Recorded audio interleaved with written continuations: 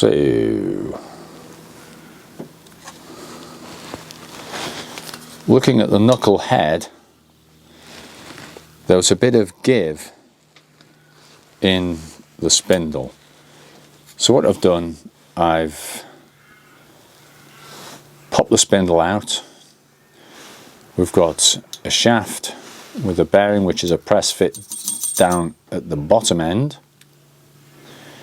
Then some spacers, worm drive, spacers, ball race, thrust bearing,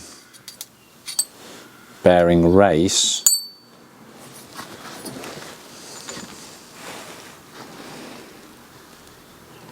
and then a preload nut which you screw in, load up, and when you get it right, lock it off with a little countersunk screw to tighten up. These 12 little loose bearings sit in this bearing race. So we're on with it. This is slightly different from the other one that I've got. At the spindle nose, we've taken this faceplate off to expose the roller bearing there. It looks quite good. There's no real play in the spindle, so I've cleaned it all out and I'll repack that with grease, put the faceplate back on. So we are making progress. This bearing was a bit gadonga. There's a little bit of play on it, a little bit nasty, so I'm going to replace that. I'll get on, order that, press it on, and reassemble it. Excellent. So there we go, just a view of the spindle out of the knuckle head, the worm drive, the casting, faceplate, spindle nose.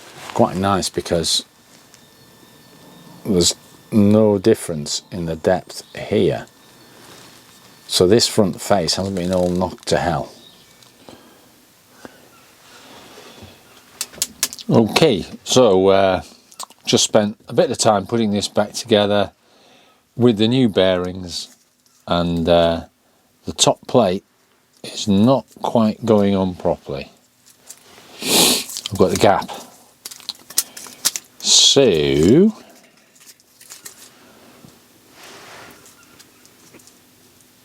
of about whatever that much is. So what I'll do is I'll strip down my other head and compare all the internals. I suspect something's been replaced or modified in here. Probably one of the bushes is a bit too long. So I'll strip down the other head and do a compare and contrast and then rebuild this. Okay, so here's my old blue knuckle head. I'm going to strip this down and take some measurements. So first thing, I'll take the grease nipple off so I don't snap it.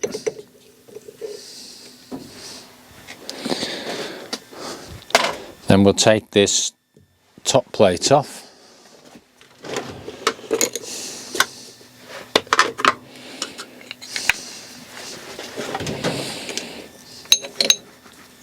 That's not too bad.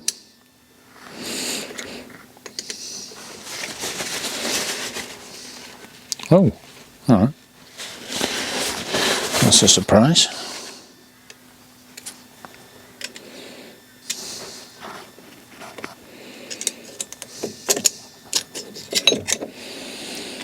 Okay. All right, so we've got a slightly different arrangement here rather than a screw down. We've got a clamping nut with an Allen key on it. Okay, so just undo that Allen screw there. We'll loosen the ring.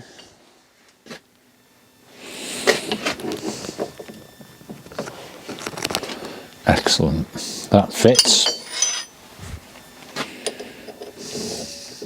Almost.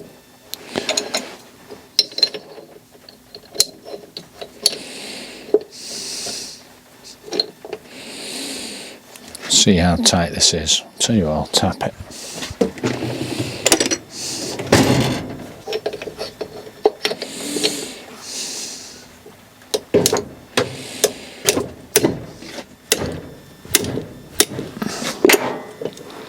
Yep, I got it.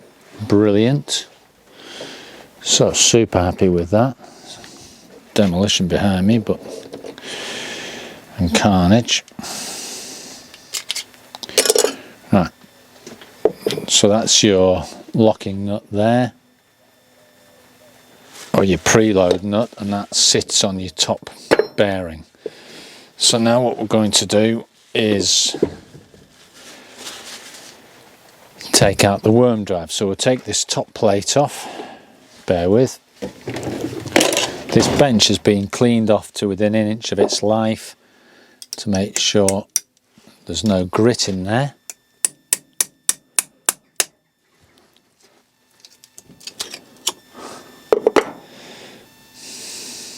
I don't have much space, and that's pretty much what you expect. It's full of goop, so I'm going to de-goop that. Alright, so we've got a slightly different arrangement in this one as opposed to the other.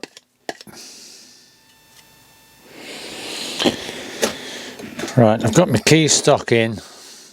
I've got a large socket. It's got that.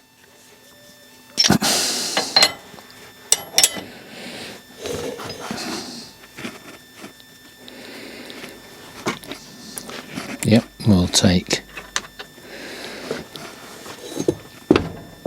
nut off.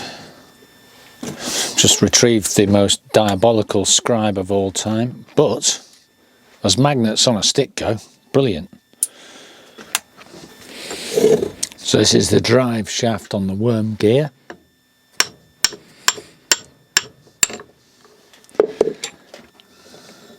Out comes that drive shaft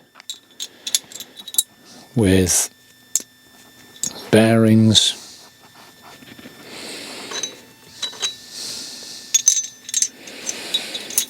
races and washers. Then out from the top end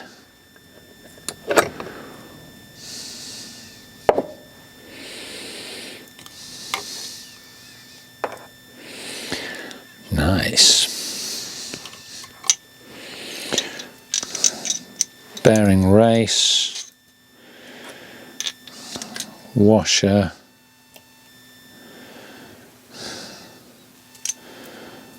washer,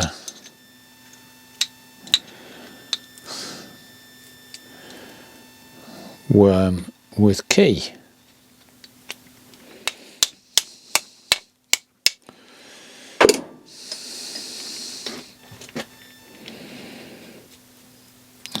So there's your worm drive assembly.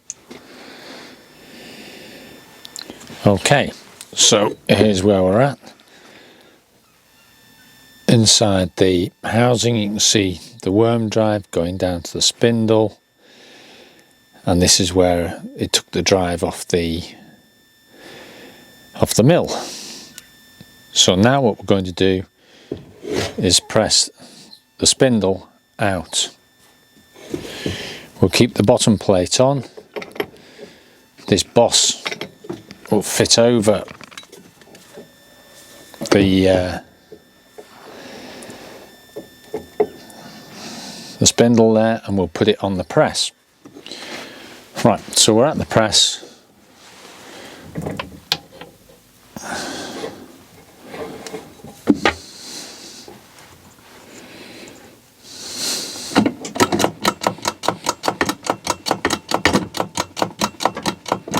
and we're going to press the spindle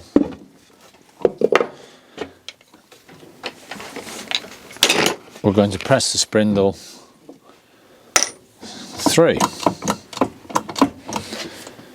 he said. Yep, we are.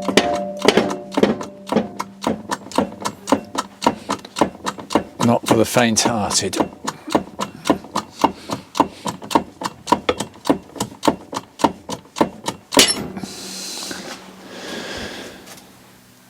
Clunk. Okay, so all right, we'll let the ram come up. Don't drop your knucklehead, or don't drop your head, your knuckle.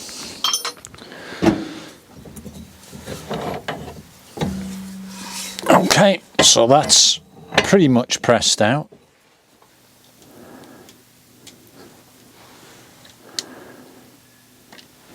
Okay, we're back on the press. I've put a little bit of a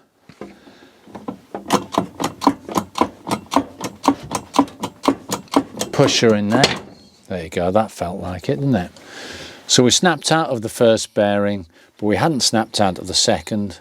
So now we'll lift that off. Okay, so we're back on the bench. All right,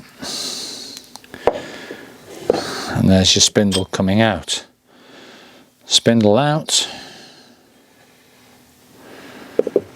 and good. Now take this plate off. I should have taken the plate off and let the bearing push itself out. Anyway, never mind, I didn't.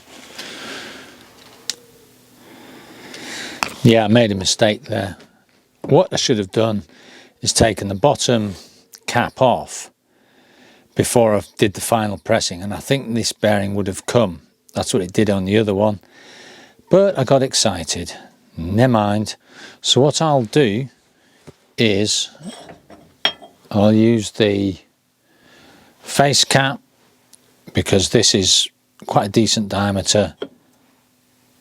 Sit the barrel on there and then press through from the top. So I'll bring you back.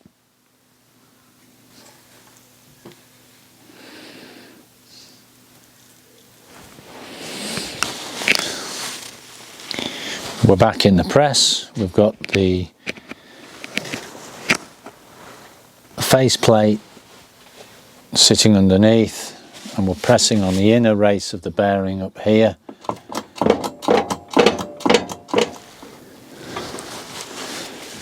Okay, so we've pressed that through now. That's success. The key is I've got to push tool, it just fits. I can take the stack off from the inside now.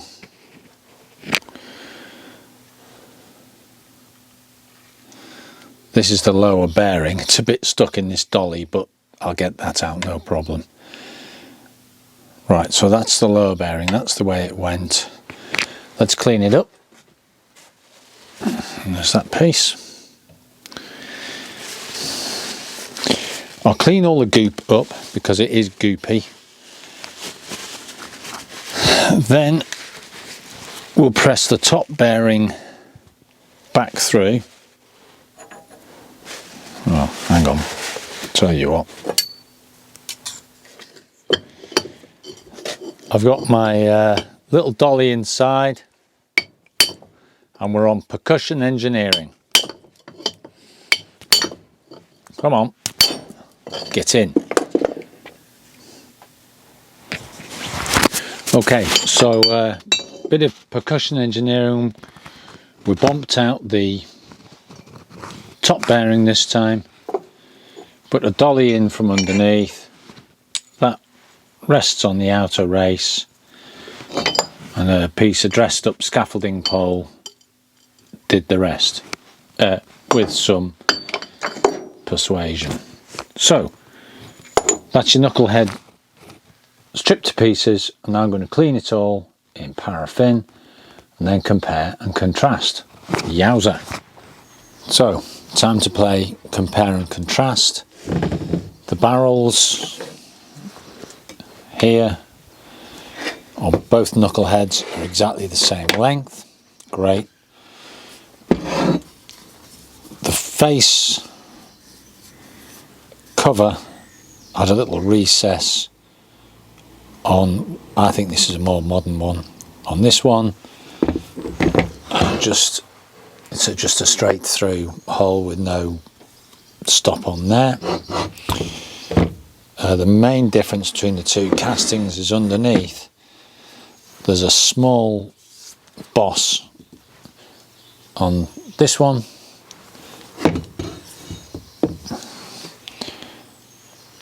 and a significantly different boss here. So essentially the spindle length within the unit, within this barrel, should be comparable. On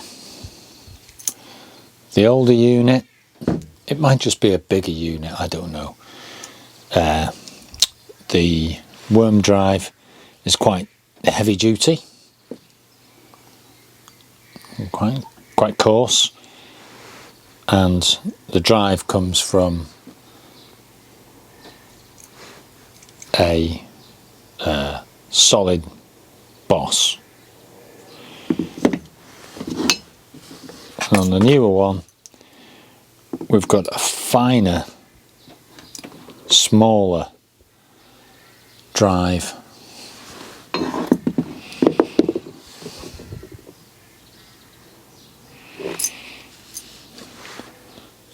And the drive comes from a slotted head. So it could be this is just beefed up for the heavier machine.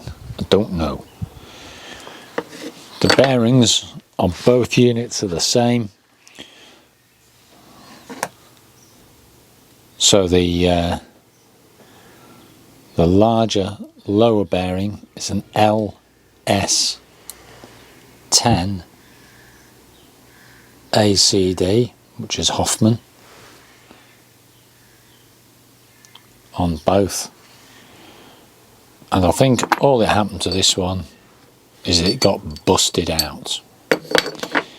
This is the top bearing, which is an MS9 ACD. So bearings are the same. Spindle length and journals pretty much the same. And that's slightly shorter. So there's a bit of additional height here and here, and a bit of reduced height here. I'll just zoom in on those because they are quite different.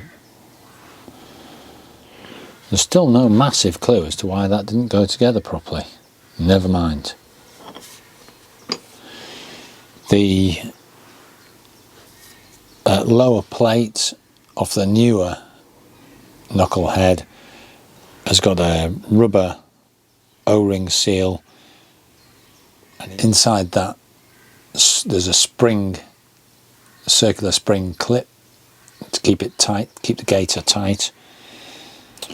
And on the older head there's a relief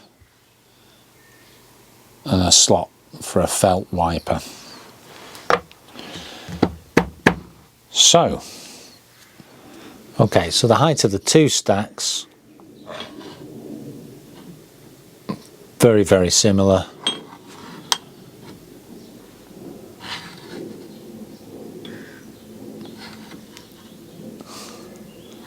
So there's nothing bandit here. Let's see what they look like stacked on the new bearings. So stacked on the new bearings we look good. So for some reason I haven't got this going back together properly. I'll go with the new bearings and I'll try and put this all back together again correctly. Just before I go for a reassemble, these are the top cap and the bottom cap from both units, and you know, I've got a similar height spacing here.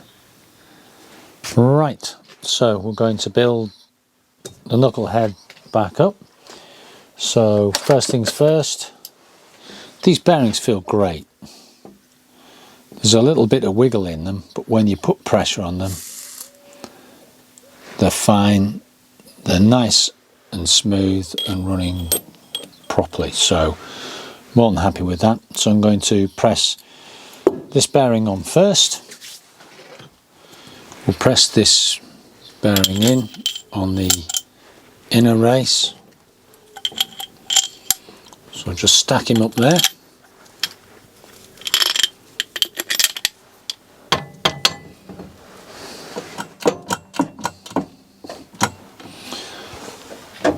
So that's on.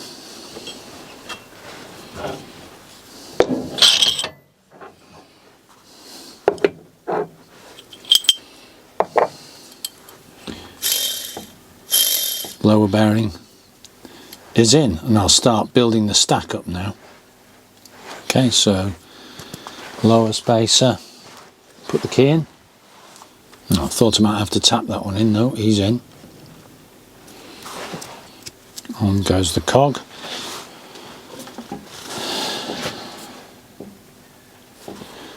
Upper spacer. Oh, he's quite tight.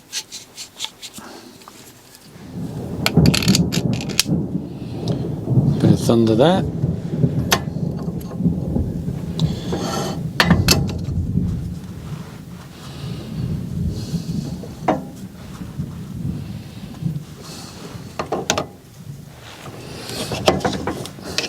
Go.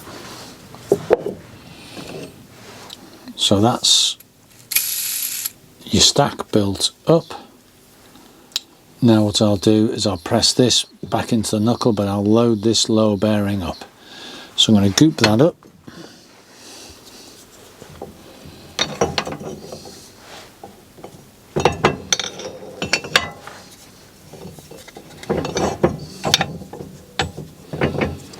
So this goes into the bottom, and we're going to press on the outside of the race. It's going in nicely.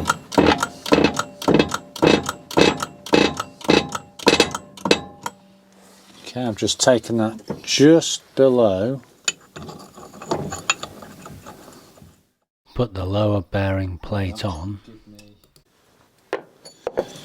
That should get it to the correct position. And that, my friend, is serious thunder. Ooh. Alright, if the power goes off, we have auxiliary lighting.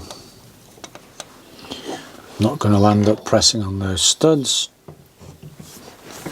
but I'll get that bottom plate in and that lower bearing will be correctly seated. Okay, that's it there. Just tighten these on. Gag, lost some footage there. Anyway, press the top bearing in using the outer race and just reassemble opposite way around to stripping it out. Okay, so both heads put back together. This one's got the drives an innie, and this one the drives an outie. I'm going to have to make a little adapter to get that drive to work, but as I turn the drive, we're nice and smooth on both heads. Drive shaft from the mill shouldn't have any backwards and forwards slop on it. When I was putting the worm gear on the end of it, the blooming key was quite tricky. So you've got to make sure that there's no slop up down on the drive shaft, and you've got to make sure that all of the fasteners are absolutely tight on the top cap and on the bottom cap. And in fact, the old bearings on this head with the bigger worm gear were a bit worn, a bit pitted, a bit damaged. So I replaced those with a set of new bearings. These came from Leeds, Orinoco Bearings, Ian and Graham in Leeds, who were brilliantly helpful. And in the end, I could see that we were well lined up for the worm gear. They don't sit quite exactly the same, and I ended up taking a little bit off the head cap to get it to sit down properly. So I did a little bit of lathe work to get that to sit. But we're looking good. Both heads serviced. Next up, I'll make an adapter, and then this will fit back on. What was there previously was a big old ring, which is bigger than it needs to be, which sat right over the whole unit.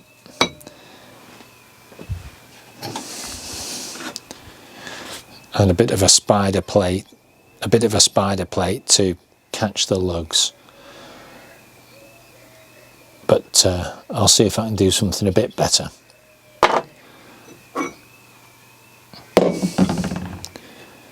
Yet more things to do. Over and out.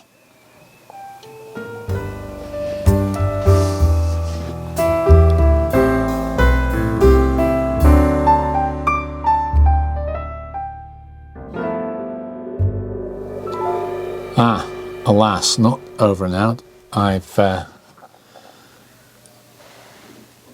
given the old mill a quick coat of paint. My previous mill, I did the whole thing with undercoat and sanded it down and filled it, and it took me blooming ages. And all I've done here is I had a couple of old cans of paint. I thought I'd just give it a quick go, and the paints were these Paragon brand enamel paint. That is supposed to be Old English white or Tom Senior white. Not really, is it? Very white. But I'll tell you what, wow, painted on great. Inside the column, which is really bad, we just cleaned up with paraffin, then brake cleaner, and then painted it on with the famous Fitch. Fantastic. That got it on thick and got it on quick. And for the rest of it, I used like a narrow profile brush. And the narrow profile brush, the enamel paint wasn't drying too quick as I was applying it, so it went on and gave a decent, well, blooming good end result. Really pleased with that. I do not have painting skill. It's all down to these Paragon paints. Absolutely fantastic. The thinners I was using xylene, so the place stank. But anyway, never mind. Happy days. I will get this thing working. Gone.